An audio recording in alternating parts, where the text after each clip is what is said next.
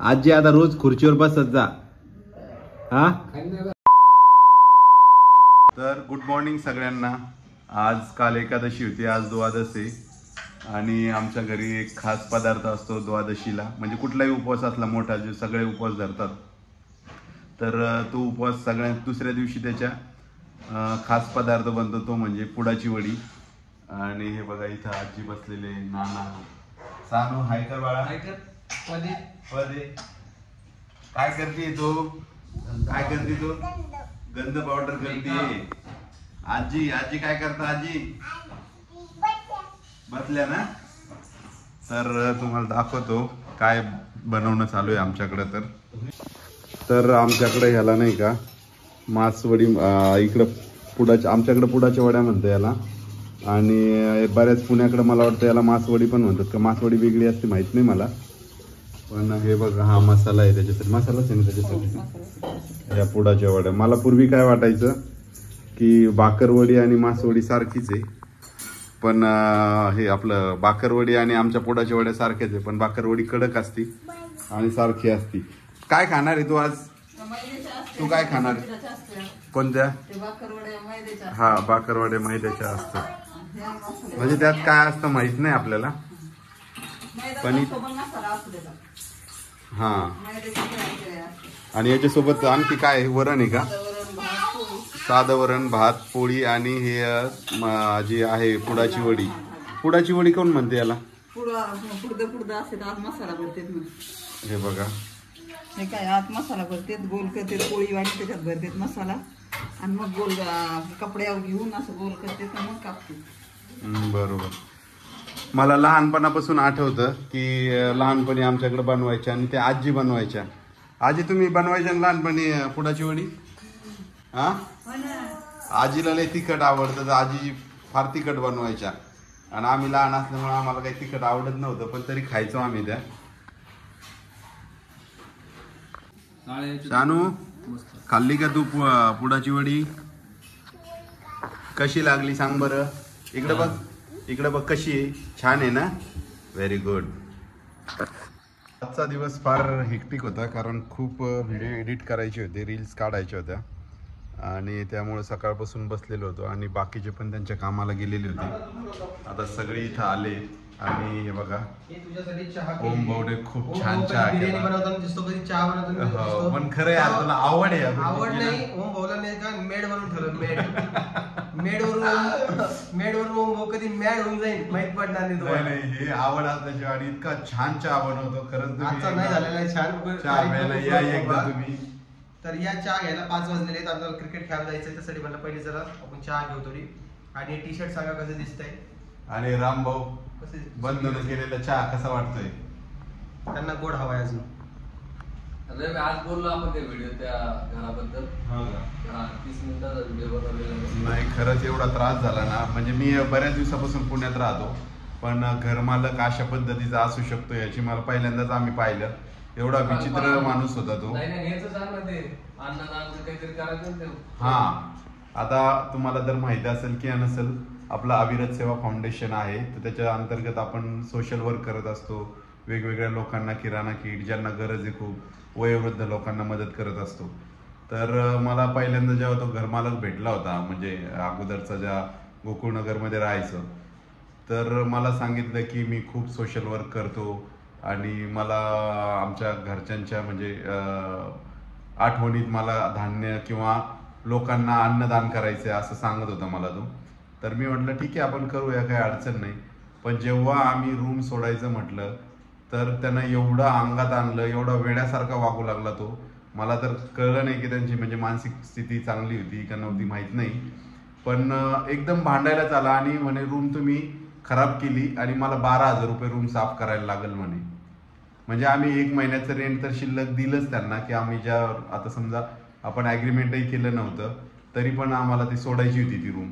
तर त्यांना 1 महिना अगोदर सांगावं लागतं ना. तर ॲग्रीमेंट केलं नव्हतं तरी पण मग आम्ही सांगितलं त्यांना किंवा आम्हाला अर्जंट सोडायची आहे तुमची रूम. तर ते म्हटले तुम्हाला 1 महिन्याचं रेंट द्यावं लागेल. तर मी एकदम पहिल्याच तसं म्हटल्यानंतर लगेच म्हटलं ठीक आहे 1 महिन्याचं रेंट देतो तुम्हाला, आम्ही जातो. पण मग जेव्हा आम्ही दुसऱ्या दिवशी सांगितलं की सामान घेऊन जातो, तर त्यांनी एवढं म्हणजे भांडायलाच आले, डायरेक्ट एका माणसाला घेऊन आले. पण आम्ही बरोबर होतो म्हणून ते जे तिराईत माणसाला घेऊन आले त्याच्या मध्यस्थीला, तो सुद्धा म्हणे की तुम्ही बरोबर आहात पण हा माणूस चुकीचं काम करतोय, तुम्हाला 12,000, आता तुम्हीच सांगा 12,000 रुपये कुठं रूम साफ करायला लागत असतात का? तरी त्यानं 1 महिन्याचं रेंट घेतलं आणि पुन्हा 1,500 मागितले आणि ते घेतले.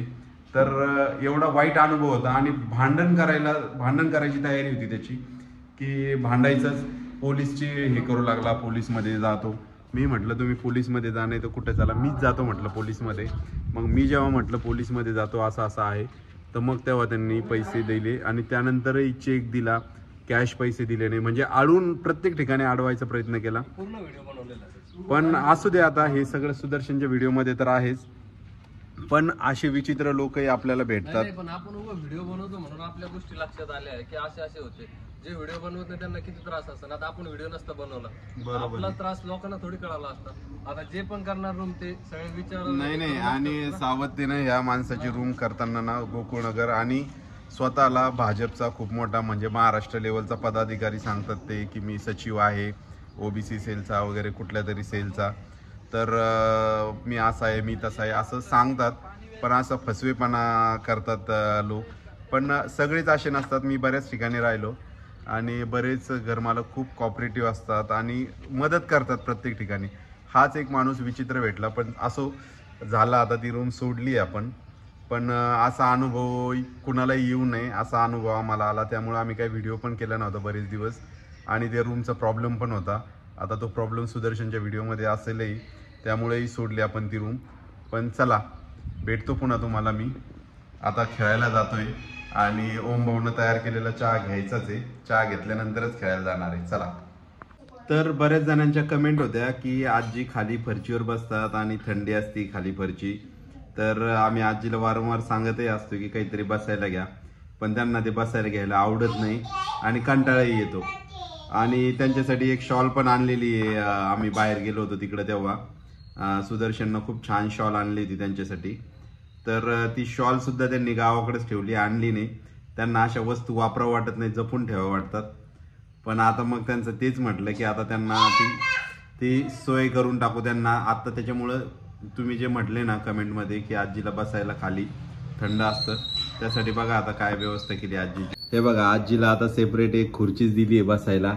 आजी आता रोज खुर्चीवर बसत जा. हा, खाली बसायचंच नाही, खाली थंड असतं. तर आपलं काही बी काम असलं की इकडं खुर्चीला बसायचं. बाहेर इकडं सगळं दिसतंय तुम्हाला. हा, कुठं बसत्या? खाली ना.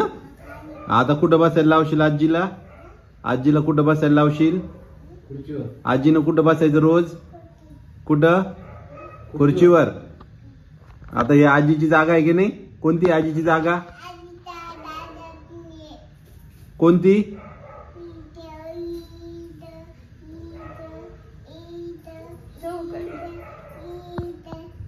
खुर्चीवर बसू द्यायचं आजीला. कुठं बसवशील आजीला? हा, बर. तर आजी आता थंड वातावरण व्हायला लागलं तर शॉल नाही तर दुसरं काहीतरी अंगावर घ्यायचं जा, समजलं ना? हा, काढली का? पण शॉल तर घरीच राहिली म्हणते वैष्णवी. आहे का शॉल? हा आहे शॉल. ही काय आईनं आणली ती शॉल घेत जा, थंड वातावरण आहे आता. तर असं आहे सगळं. असा होता आजचा दिवस. चला मग, आज एक पॉडकास्टही पडला आपला. तुम्ही जर पाहिला नसेल तर तुम्ही जाऊन बघा. आज छान पॉडकास्ट आहे आजचाही. एका शेतकरी कन्येचा आहे जिनं सोशल मीडियावर आपलं चांगलं वर्चस्व किंवा स्थान निर्माण केलं. 7 लाखाच्या जवळपास तिचे फॉलोअर्स आहे आणि एकदम सर्वसामान्य घरातली मुलगी आहे, खेड्यागावात राहणारी आहे. तर तुम्ही पॉडकास्ट पहा आणि पॉडकास्ट कसा वाटला ते कमेंट करून नक्की सांगा. भेटूया पुढच्या व्हिडिओमध्ये. Good bye.